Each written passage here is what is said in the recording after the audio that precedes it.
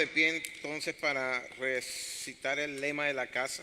¿Cuántos se acuerdan del lema de la casa? Ese sí se lo deben de saber, pero mejor que la cédula de identidad en algunos casos, ¿verdad? ¿Estamos listos? Amo esta palabra.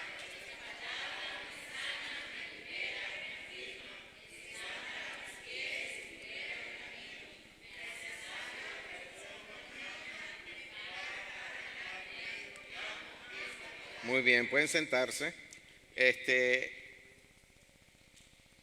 La verdad es que no sé por dónde empezar. Vamos a empezar por leyendo el texto base y después me meto en todo lo que tengo para ustedes en esta mañana. Ayer sábado me la pasé casi todo el día aquí con una pequeña interrupción.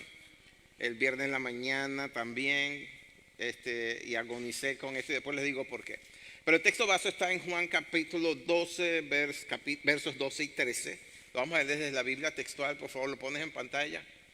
Ahí dice: el siguiente día, grandes multitudes que habían venido a la fiesta, al oír que Jesús venía a Jerusalén, tomaron ramas de palmera y salieron a recibirle y clamaban: Hosana, bendito el que viene en el nombre del Señor, el Rey de Israel.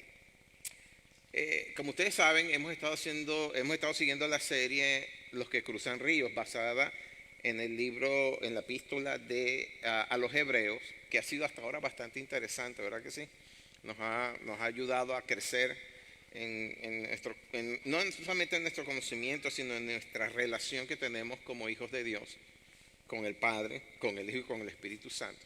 Pero hoy vamos a hacer una pausa con esa serie y vamos a prestarle atención a la temporada que ahora estamos viviendo. Y esto es importante, entiendan que estamos en una temporada, ¿ok?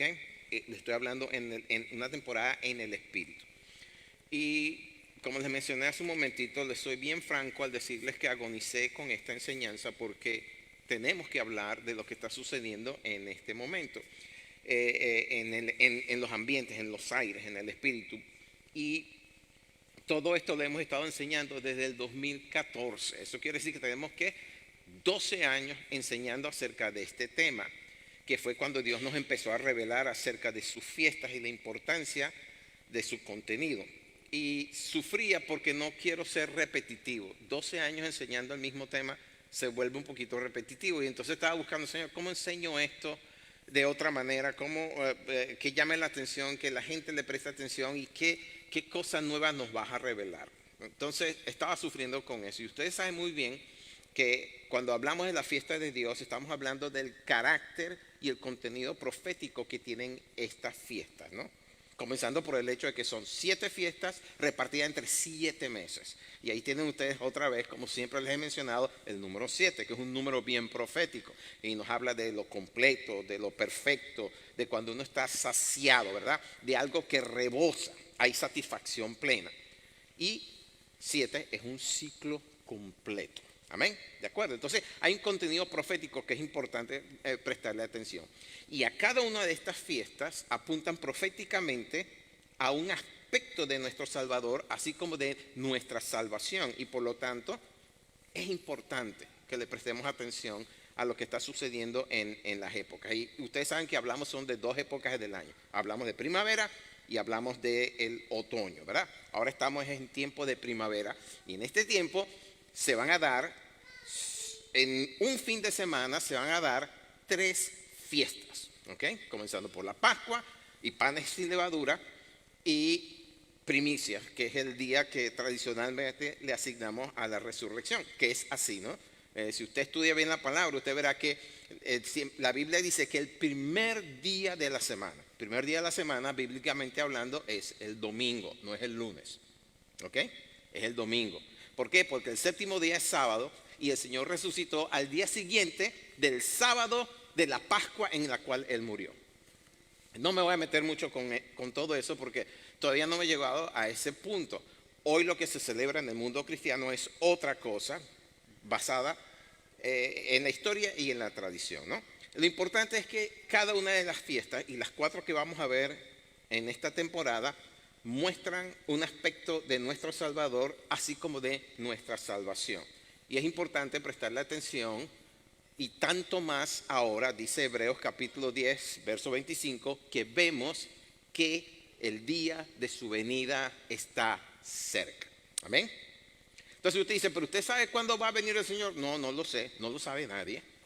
De hecho, la palabra dice, el mismo Señor dice que nadie sabe ni el día ni la hora, ni los ángeles del cielo, ni siquiera Él, porque dijo ni siquiera el Hijo, solamente el Padre sabe eso.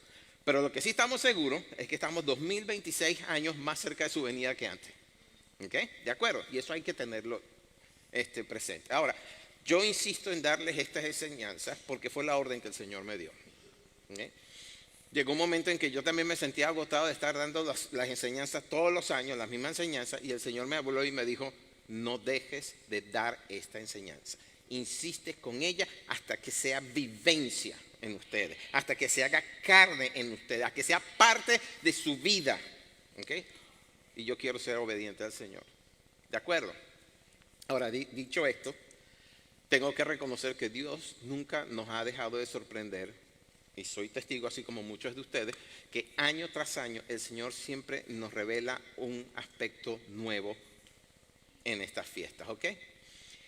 Y eso viene por la característica de cada una de esas fiestas, que como lo dije son intrínsecamente proféticas, es su naturaleza, son proféticas, anuncian algo, profetizan la obra del Señor completa, de su muerte, su resurrección, aún profetizan de su segunda venida y del milenio que nos espera, ¿de acuerdo?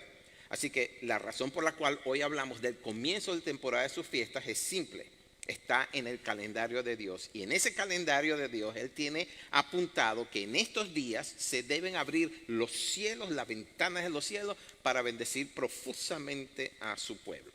Por eso es importante de prestarle atención. Hay gente que pasa por esta época y ni se dan por enterado y se pierden la bendición de los cielos abiertos, las ventanas de los cielos abiertos. ¿Okay? Y cuando hablo de eso es porque hay una actividad celestial bien fuerte y Dios está dispuesto a revelarle cosas y a bendecir al pueblo o a las personas que en esta temporada están prestando atención, que tienen el oído abierto, que tienen el espíritu despierto, buscando en este tiempo lo que el Señor quiere hacer. Y si usted entendió lo que yo quiero decir con esto, lo felicito. Pero para los que no entienden todavía por completo, se los digo claramente. Es una temporada de cielos abiertos. Y cielos abiertos quiere decir bendición a granel. ¿Amén? ¿De acuerdo? Ok. Ahora, celebrar su fiesta no nos salva. Siempre lo he dicho. Los judíos celebraban la fiesta 700 años antes de que el Señor viniera y la mayoría de ellos se condenaron. ¿Ok? Vamos a decirlo claro. Celebrar la fiesta no es lo que salva. Lo que salva es creer en Él. Somos salvos por gracia, por medio de la fe. Amén. Todo es por fe, no es por obedecer la ley. Por obedecer la ley, lo dice Pablo, nadie es salvo. Es por creer en Él. Creer en su obra, y también creer en que no solamente es Salvador, sino que es Señor. Porque eso es una enseñanza que la iglesia pasa por alto. El Señor Jesucristo, le decimos Señor porque lo es Señor. No es solamente Salvador. Todo el mundo dice, no, yo creo en Cristo, es mi Salvador. Pero no entienden el concepto de señorío. Se los voy a decir clarito. 1 Corintios 6:20, Pablo dice lo siguiente. Fuimos comprados a precio de sangre. Y si fuimos comprados, quiere decir que no nos pertenecemos. Alguien nos compró, es nuestro amo. Ese no es el concepto de ¿qué? De esclavitud. Por eso es que Pablo dice, yo soy esclavo de Cristo. ¿Okay? Porque él entendía el concepto. Fue comprado. Yo también fui comprado. El Señor Jesucristo derramó su sangre y con ella me compró. Compró no solamente mi salvación, compró mi persona, compró todo lo que soy. Y Él bien puede hacer conmigo lo que bien le plazca. Me puede llevar para acá, me puede traer para allá, me puede bendecir, como por ejemplo en mi matrimonio me bendijo con esa belleza que tengo por esposa. No la mire mucho. Mire que me pongo celoso. O sea, todo lo que soy, todo lo que tengo, le pertenece a Él. Amén. ¿Estamos claros con ese concepto? Me compró a precio de sangre. ¿Okay? Y tenemos que entender que para eso vino el Señor. No solamente vino para salvarlo, aunque como dice Juan 3:17, Él vino no para condenar al mundo, sino para que el mundo fuera salvo por Él. O como lo dice también en Juan 3:16, que es el versículo anterior, que de tal manera, ese es el versículo más conocido que hay en el mundo. ¿Por qué? Porque hay gente en el mundo que se conoce el versículo aunque no crean, pero se conocen el versículo. Hasta en los juegos de béisbol usted ve que la gente tiene aquí Juan 3:16.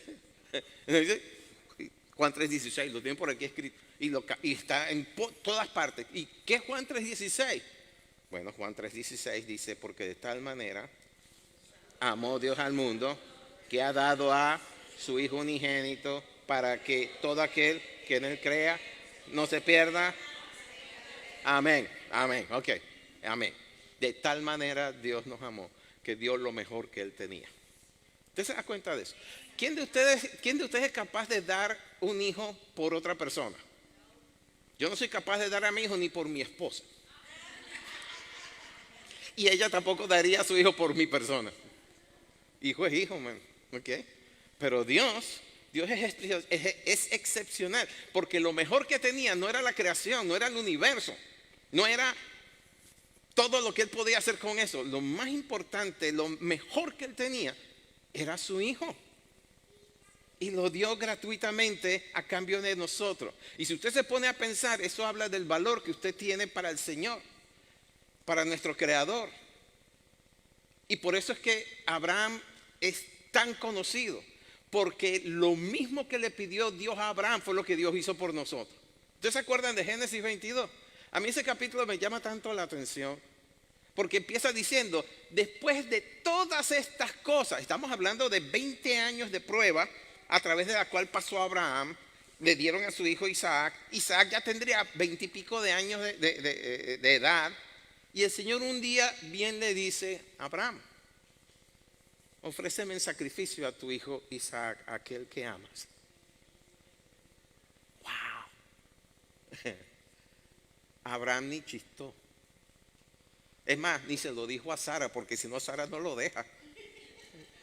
En serio, ahí no aparece que él consultó con Sara. Sara, me habló el Señor y me dice que, ¿qué? No, Sara mata a Abraham, pero deja vivo a Isaac. No, él no dijo nada, ni chistó, sino que él dice bien temprano, cuando Sara todavía estaba durmiendo. No, eso no lo dice, pero yo me imagino que fue así. Era oscuro, en madrugada. Y mientras Sara todavía estaba durmiendo, él agarró, montó al burro, lo cargó con la leña y le dijo a Isaac, dice que se llevó el fuego y caminaron 3 días hacia el monte. Y cuando llegó al monte, y miren, esto es lo que me llama la atención de eso, también es la fe tan tremenda que tenía Abraham. Cuando llega al pie del monte, que ya le toca subir a ofrendar a Isaac, él le dice a los siervos que están con él, y esto es importante, por eso hay que prestarle atención a todas las palabras que uno lee. Le dice a los siervos que estaban con él, dice, espérennos aquí, que el muchacho y yo iremos, adoraremos y regresaremos. Nunca dijo, iré con el muchacho y después regresaré, sino regresaremos. Porque Abraham sabía que Dios podía restaurarle a Isaac de las cenizas. Tal era la fe. Y tal es la fe de Abraham, que por eso es llamado el amigo de Dios. A Dios lo llama tanto la atención la gente de fe. ¿Ah? ¿Qué fue lo que dijo del centurión? Oye, no he encontrado tanta fe ni aún en Israel. Ni siquiera tuvo que entrar a la casa y ya el siervo estaba sano. Amén. Qué Dios tan bueno tenemos. Amén. Y entonces en su bondad Dios nos deja estas fiestas que funcionan como marcadores proféticos que se van cumpliendo en su tiempo. Porque como le dijo Dios a Abraham cuando le estaba hablando de su futuro, y en este caso parafraseo, ¿verdad? La maldad del hombre todavía no ha colmado la copa. Por eso es que ustedes ven que el Señor todavía no ha regresado, porque todavía hay una iglesia, todavía hay hijos, ¿verdad? Que están orando, que están intercediendo, que están haciendo su voluntad, que están evangelizando, y mientras todavía haya una iglesia que obedezca al Señor, el Señor tarda su venida para que la mayoría se salve. Amén, ¿de acuerdo? Eso es lo que dice Pedro. No crean que el Señor tarda porque no.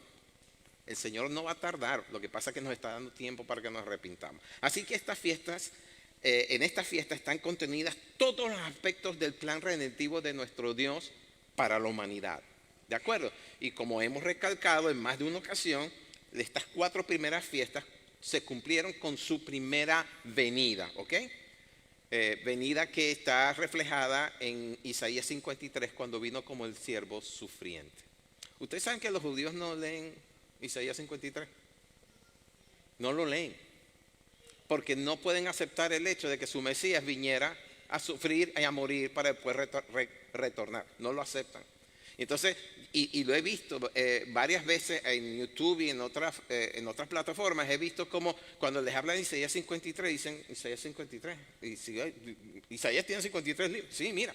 Y le leen Isaías y dicen, oh. Y entonces le preguntan, ¿a quién se parece este? Y ellos dicen, suena a Jesús, suena a Jesucristo. Y es que no les enseñan Isaías 53, no se los leen.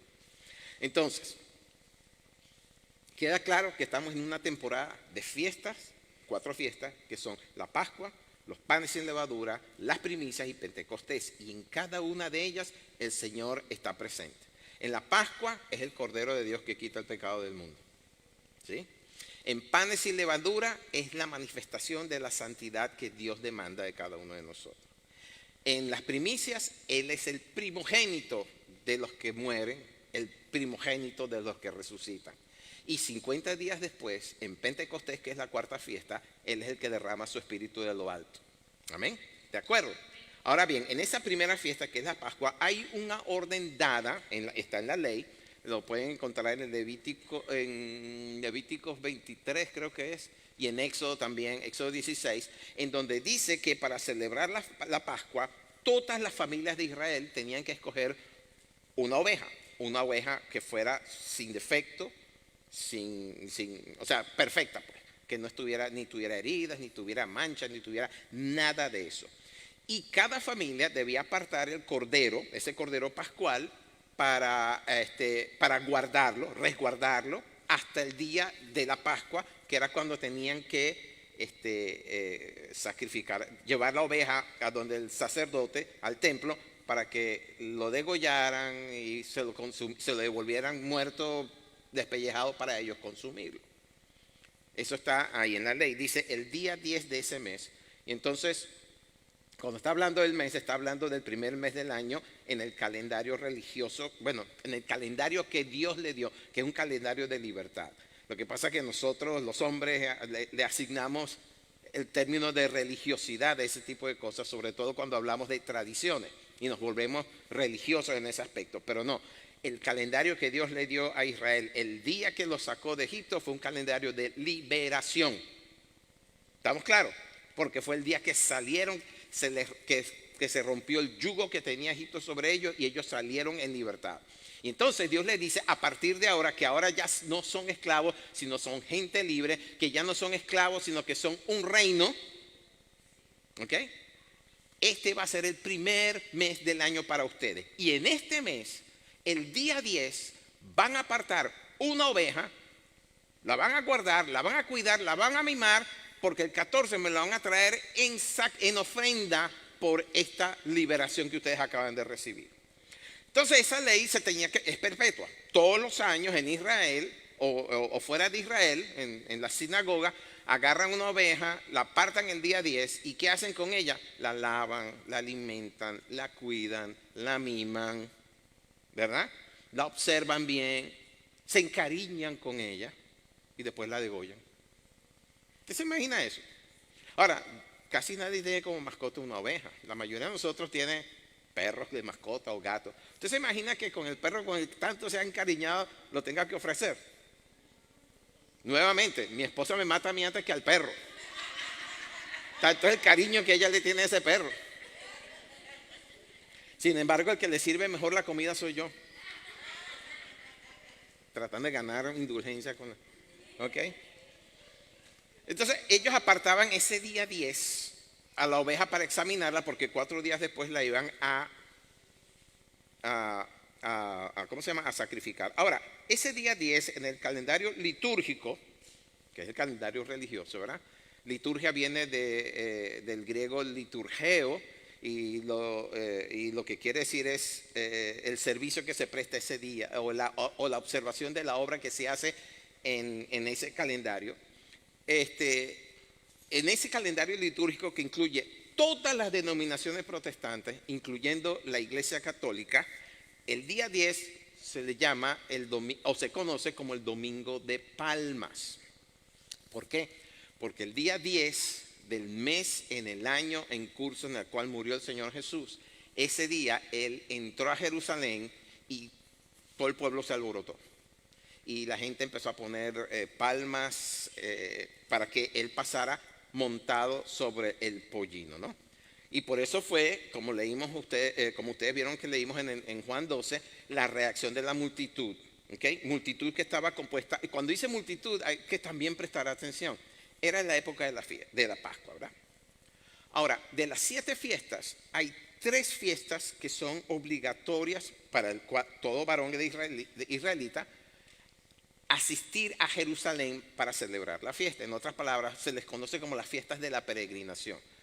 Si usted vivía fuera de Jerusalén, usted tenía que peregrinar a Jerusalén. Y en ese tiempo había judíos fuera de Israel también, no solamente fuera de Judea y del resto de Israel, sino de Palestina, en ese tiempo se llamaba, sino fuera de ella. Por ejemplo, Pablo había nacido en Tarso, y estando en Tarso, él iba a hacer sus peregrinaciones a Jerusalén, por ejemplo. ¿Okay?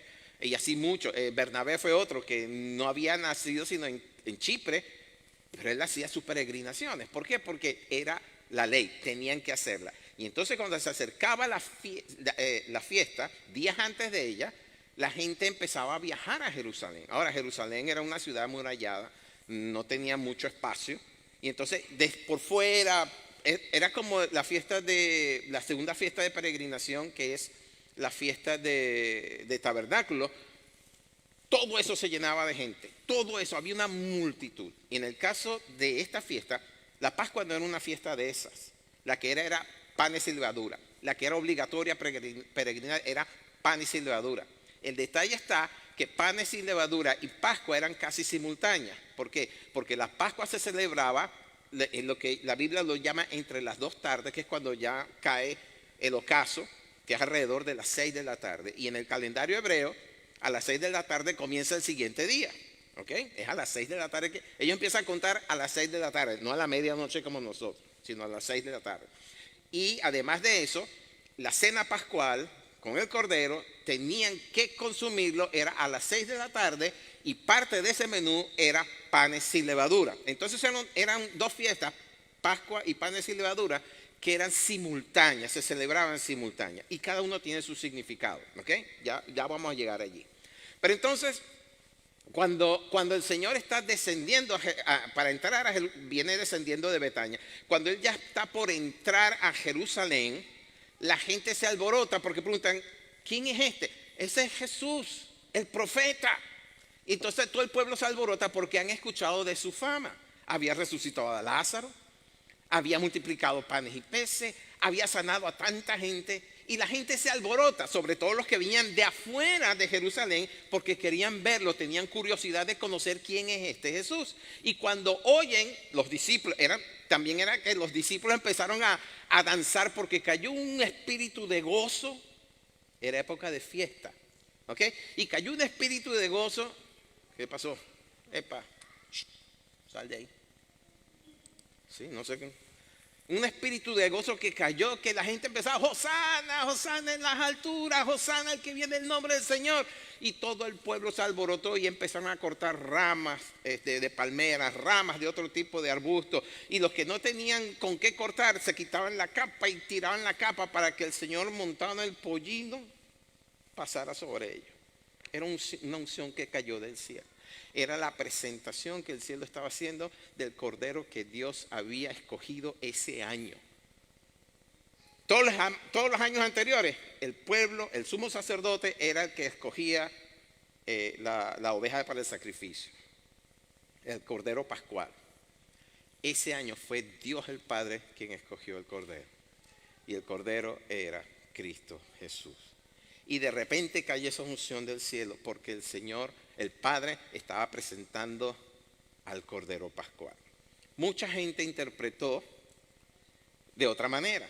No vieron lo que estaba viendo el cielo. El cielo sí estaban claro que es lo que estaba pasando, pero la gente no sabía lo que estaba pasando, sino que la unción que caía tenía que ver con la profecía dada en Zacarías 9:9. Déjeme buscar, lo tienes ahí, Zacarías 9:9, por favor, ponlo en la pantalla. Zacarías 9:9, versión Biblia textual. Alégrate mucho, hija de Sión. Da voces de júbilo, ciudad de Jerusalén. He aquí tu rey viene justo y victorioso, humilde, montado en un pollino de asna. 550 años antes. 550 años antes de que eso sucediera, el cielo había anunciado por medio de la boca del profeta: esto va a pasar. Y cuando esto pase, alégrate mucho, hija de Sión. Entonces, cuando eso sucede, cuando ya viene el rey, tu rey viene montado de un pollino, cae esa unción y el pueblo, sin saber qué es lo que estaba pasando, empiezan a regocijarse con él. Y cuando preguntan: ¿y quién es este? ¿Qué es lo que está pasando? Ese es Jesús, el profeta. ¡Oh, sí! ¡Wow! Todo el mundo se alborota. Hay una fiesta inmediata. El detalle está, y esto yo creo que se lo enseñé en uno de esos años pasados. El detalle está que ese día 10, en el templo, o partiendo del templo, el sumo sacerdote partía con un séquito y saliendo del templo, saliendo de la ciudad amurallada, se metía por el camino que conduce a Belén, a los prados de Belén. ¿Por qué a los prados de Belén? Porque Belén era el lugar donde tenían pastando a todas las ovejas que mes tras mes, año tras año, sacrificaban en holocausto al Señor. Las mejores ovejas que tenía Israel pastaban en los campos de Belén. Les pregunto, ¿dónde nació el Señor Jesús? ¿Dónde nació el Señor Jesús? En Belén. ¿Ok? En Belén. O sea, se están dando cuenta de que la Biblia no juega con esas cosas, sino que todo está sincronizado desde el cielo. El Cordero de Dios tenía que nacer en los campos de Belén. Y el año en que nació, en que tomó cuerpo, hubo un edicto por el cual tuvo que moverse de Nazaret a Belén. Interesante. Dios se la sabe toda. Bueno, el punto es que esa unción cae del cielo y lo están recibiendo. Y el Señor viene bajando, saliendo de Betania, va bajando por la colina del Monte de los Olivos hacia Jerusalén, mientras de la ciudad y del templo el sumo sacerdote está saliendo por la otra puerta, la puerta del agua, que se llama así, y va caminando hacia Belén para él escoger el cordero que él pensaba era el cordero pascual de ese año. Pero por el otro lado venía el cordero que Dios había escogido. ¿Ok? Y venía bajando por la colina y la gente entera, como les dije, toda la región estaba llena de gente. Había tiendas por familias, es como la fiesta de tabernáculo. La gente montaban sus tiendas por fuera porque no había posada, no había lugar dentro de la ciudad. Y entonces, mientras el Señor estaba bajando, toda esa gente que estaba por fuera de los muros en la ciudad empezaron a regocijarse, cortando palmas, poniéndole todo, quitándole todas estas cosas, mientras el Señor iba baja por la cuesta y adivinen por cuál puerta entró a la ciudad. Jerusalén tenía como 8 puertas importantes. ¿Ok? La puerta de Damasco, la puerta del pescado, la puerta no me acuerdo de todos los nombres, pero había una en particular y es por la cual el Señor entró a Jerusalén. Se llamaba la puerta de las ovejas. Él entró por las puertas de las ovejas. Y todo ese alboroto, había, por decirlo así, un tráfico de gente, un tráfico humano, gente, de mucha gente. Y cuando el sumo sacerdote está de regreso con su séquito para entrar en la ciudad, no puede llegar a la puerta de las ovejas, que es por donde tenía que entrar, porque eso estaba todo lleno de gente y gente celebrando. Por eso fue que los fariseos, cuando se encontraron con eso, le fueron a decir al Señor: oye, dile a tus discípulos que se callen, que nos abran paso. Y él le dijo: si ellos callan, las piedras cantan. Por eso fue. ¿Okay? Todo eso sucedió en un día que hoy el mundo religioso cristiano, o el mundo cristiano, llama Domingo de Palmas. ¿Ok? Todo eso sucedió ese año. Hace 2026 años para no caer. No, mentira, 2026 años no, porque la era común comienza desde lo que se supone es el día que nació el Señor Jesús, ¿verdad? Más o menos, más o menos, más o menos. O sea que 2010 años, algo así, porque se supone que murió ya siendo adulto, ¿verdad? Entonces todo eso estaba ocurriendo, todo eso estaba ocurriendo. Y esa fue una de las pocas veces de paso en donde celebraron al Señor de esa manera. Fueron pocas las veces que lo celebraron. Una de las otras veces aparece en Marcos 7:37, que dice que cuando él llega a la otra orilla, venía cruzando el lago, llega a la orilla de Genezaret, del lago de Genezaret, la gente al enterarse salen y se postran delante de por donde él estaba pasando a ver si con su sombra él también lo sanaba o si ellos podían alcanzar y tocar su manto, el borde de su túnica. Pero ahí dice que los sanó a todos los sanó, no quedó ni un solo enfermo ese día. Y al final en el versículo 37 de Marcos dice, la gente dice de él, bien lo ha hecho todo. Yo sé que todo siempre. Bueno, de ahí sale, yo creo que de ahí salió la inspiración de la canción. Porque en Marcos 7:37 dice, bien lo ha hecho todo. Hace a los sordos oír y a los mudos hablar. Y eso es cierto. El Señor todo lo hace bien. Pero una cosa es admirarlo y otra cosa es entregarle la vida. Amén. En medio de toda esa algarabía, la gente no entiende por qué está tan contenta. Sencillamente es una unción. ¿A usted no le ha pasado algo así? Que de repente hay una unción y se sueltan y están alegres y contentos y no saben realmente, ay, no sé, pero es que me siento tan contento. Estoy contento, yo no sé qué es lo que es. No, esa es otra canción. Ese es otro tipo de canción. Ay, Dios mío, ok. Está sucediendo, en ese momento está sucediendo algo que solamente el Señor entiende completamente. Y es que Él no estaba entrando como rey, aunque lo era, lo es. Está entrando como cordero porque sabe que va camino a la cruz. En ese momento el pueblo está celebrando una coronación. Tenían al profeta de moda, pero él sabe que iba camino de un sacrificio. Ellos gritan, ¡Hosana! Y Hosana es una palabra griega que significa sálvanos ya. Al decir Hosana, está diciendo, sálvanos ya. Ellos gritan eso, pero él sabe que en unos pocos días los que ahora lo están aclamando son los que lo van a rechazar. Son los que van a estar gritando, crucifícalo, crucifícalo, crucifícalo. Y aquí es donde todo eso cobra sentido. La parte profética de toda esta fiesta cobra sentido. Porque definitivamente el hombre no puede salvarse a sí mismo. No podemos salvarnos a nosotros mismos. Y por eso es que el Señor Jesucristo tuvo que venir, no para enseñar, sino para tomar nuestro lugar y sufrir el castigo que todos nosotros nos merecemos. ¿Ok? Así que es más que la presentación del rey, es la presentación del cordero y el sacrificio está a 4 días de distancia. Y muchos, aunque muchos no lo entendieron en ese momento, el cielo sí sabía lo que estaba pasando. ¿Ok? Y es tan significativo entonces esa entrada triunfal, lo que hoy llaman Domingo de Palmas, yo prefiero llamarlo la entrada triunfal, que también aparece en la Biblia como tal, los encabezados dicen la entrada triunfal, pero yo prefiero llamarlo así. Y es tan significativo que los 4 evangelios registran ese momento. Ahora, antes de continuar, quiero dejar en claro algo que es importante. Cuando hablamos de Pascua, de la fiesta de Pascua, no estamos hablando de diciembre, estamos hablando de este momento. ¿Ok?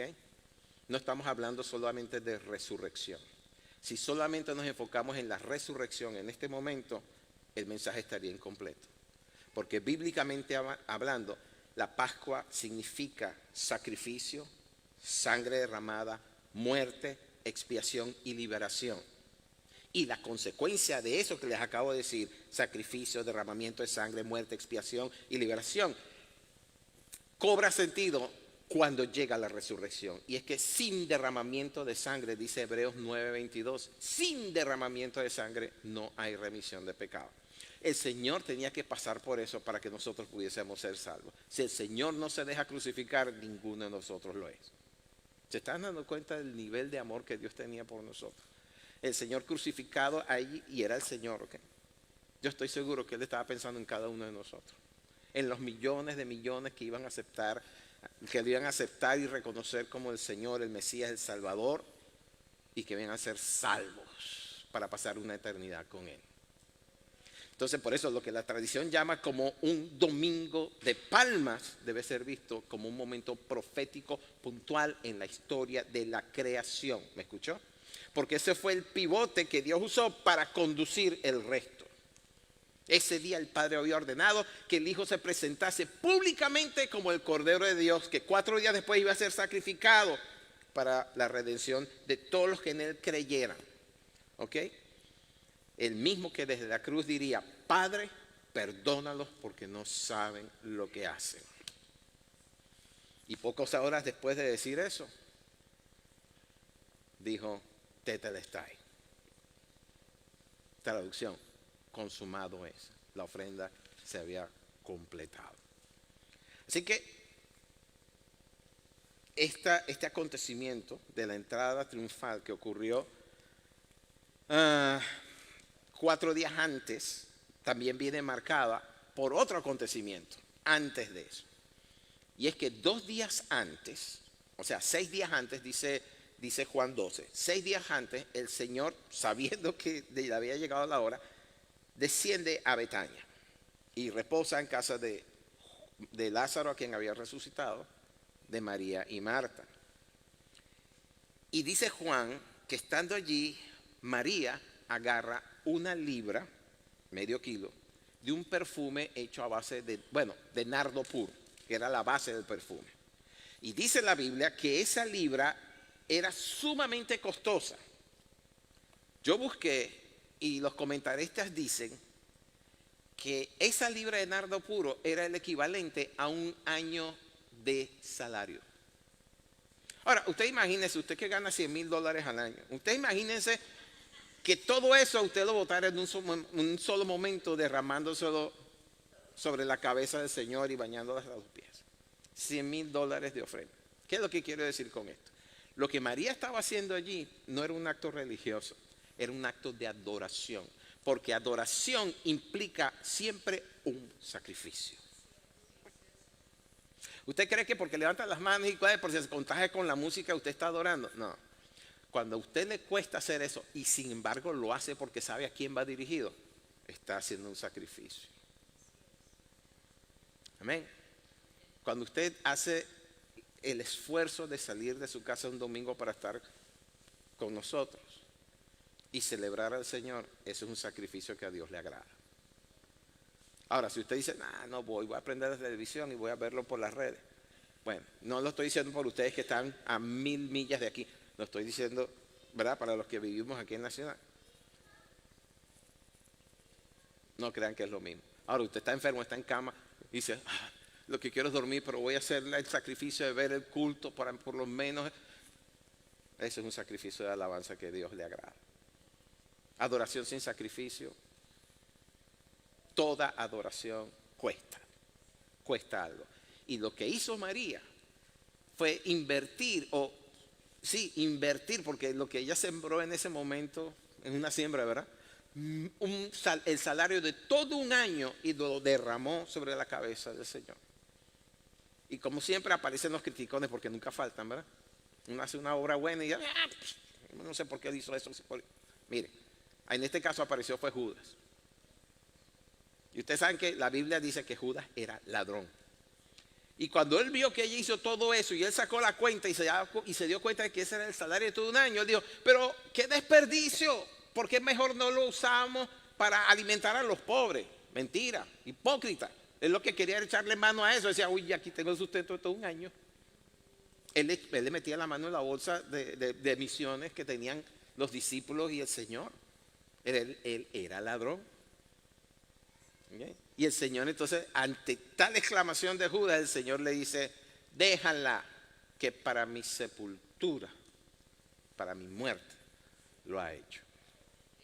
Lo mandó a callar. ¿Ok?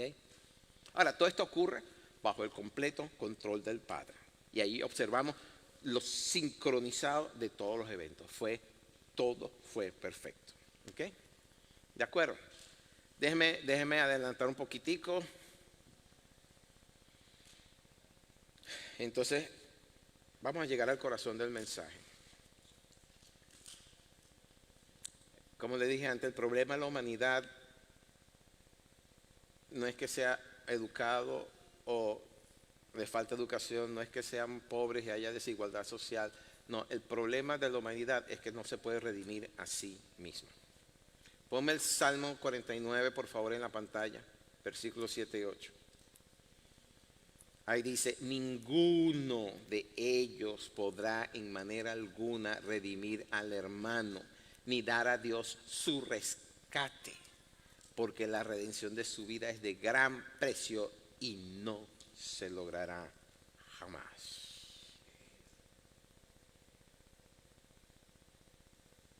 Ningún hombre podía hacer eso. Solo Dios podía hacer eso. Y por eso Él tomó un cuerpo como el suyo, como el mío, para dejarse crucificar. Nadie puede pagar el precio de su alma. Y es por eso que Pablo escribe después en Efesios 2:1 que estábamos muertos. Escuche bien, estábamos muertos. No enfermos, estábamos muertos en nuestros delitos y pecados. Y aún así, el Señor vino para salvarnos. ¿Okay? Él vino no solamente para enseñar, no vino para establecer una nueva religión, no vino para tantas cosas buenas que hizo. No, Él vino para pagar lo que nosotros no podíamos pagar. Por eso es que entonces Pablo dice en 1 Corintios 5:7, nuestra Pascua, que es Cristo, ya fue sacrificada por nosotros. El Señor tomó nuestro lugar. Y cuando usted entiende eso, la respuesta que usted da cambia. Cuando usted entiende la magnitud de lo que Dios hizo por usted, su actitud cambia. Su manera de ver la vida cambia. Su manera de entender su relación con Dios cambia. Porque uno entiende que esto no es cuestión de emoción, es cuestión de gratitud al Rey, que se humilló a sí mismo para hacerse como uno de nosotros, para salvarnos a nosotros. Claro, detrás de eso hay otra serie de consideraciones que uno puede hacer y que en el tiempo Dios nos ha revelado, como el hecho de la legalidad. Dios como Dios no podía intervenir, tenía que ser uno de nosotros el que redimiera o corrigiera el error de Adán. ¿Saben cuál fue el error de Adán, verdad? Hacerle caso a Eva. Carla ya estaba ahí. Harrison, no le hagas caso. Sí, ese fue el error de Adán. El Señor lo dijo en Génesis 3, por cuanto escuchaste otra voz, en vez de la voz del Espíritu.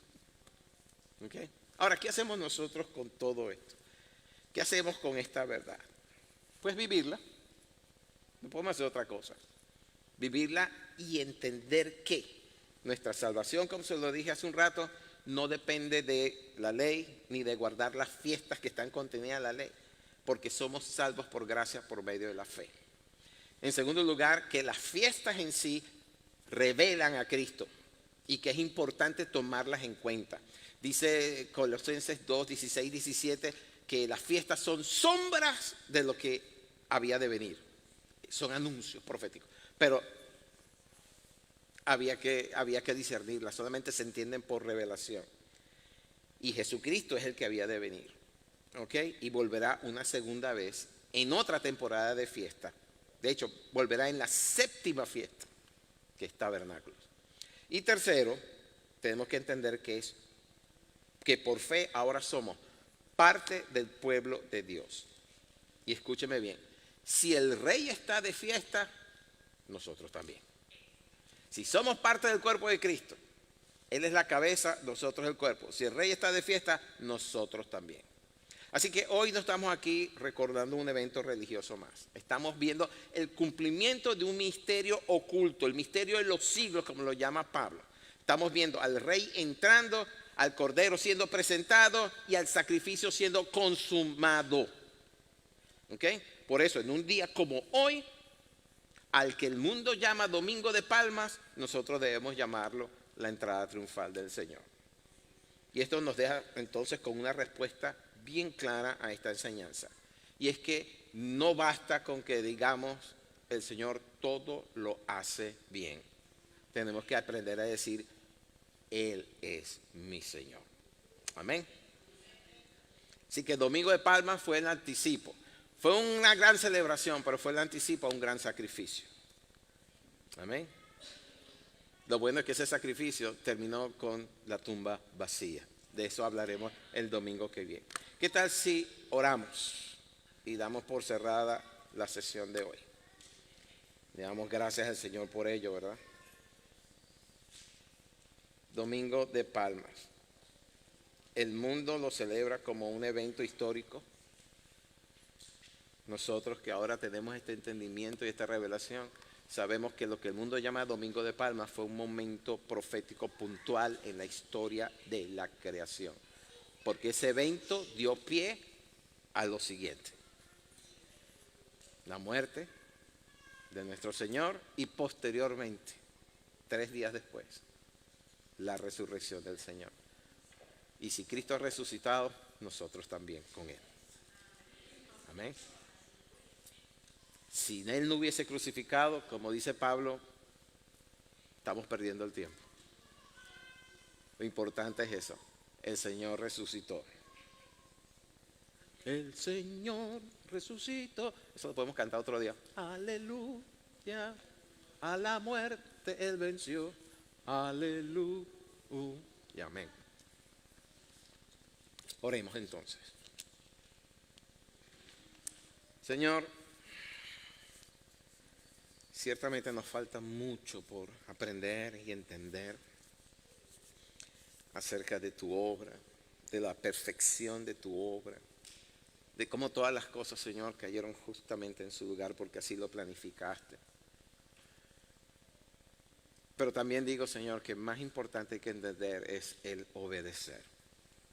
Y en obediencia a ti, Señor, hoy he hablado de esto como anticipo de lo que viene.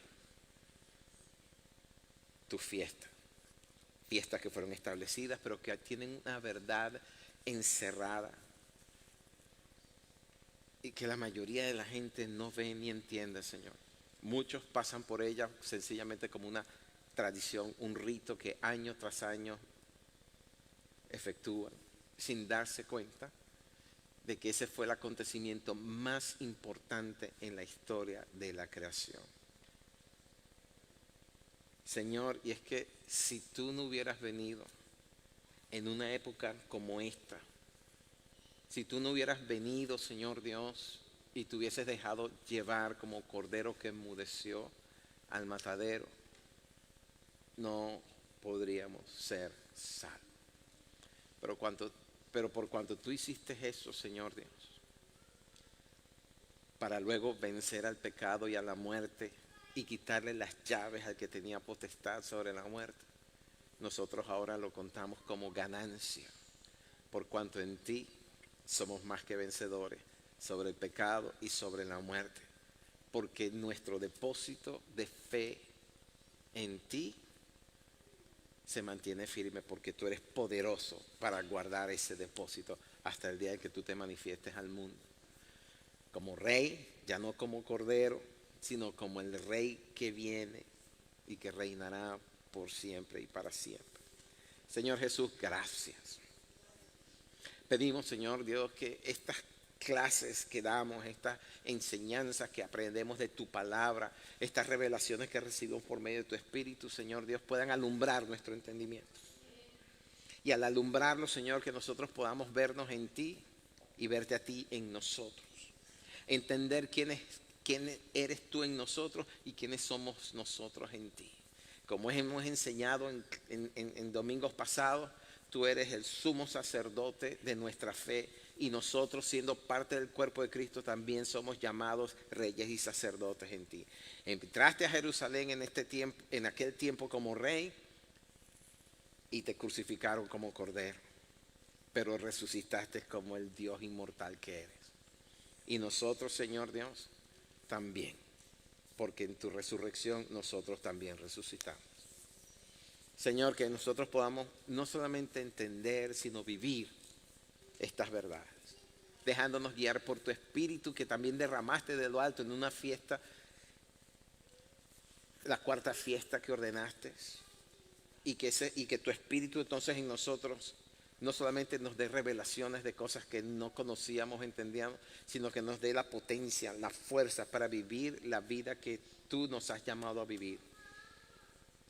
Como dice, creo que fue Pablo también que dijo, que vivamos con dignidad la vocación a la cual nosotros hemos sido llamados.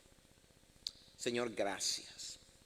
Oro, Señor Dios, para que en nuestra conciencia, todos los que estamos aquí, Señor, haya una transformación, una transformación de nuestra manera de pensar, de nuestra manera de ver las cosas. Que podamos empezar a ver las cosas como tú las ves, sentirlas como tú las sientes y actuar como tú actuarías, Señor.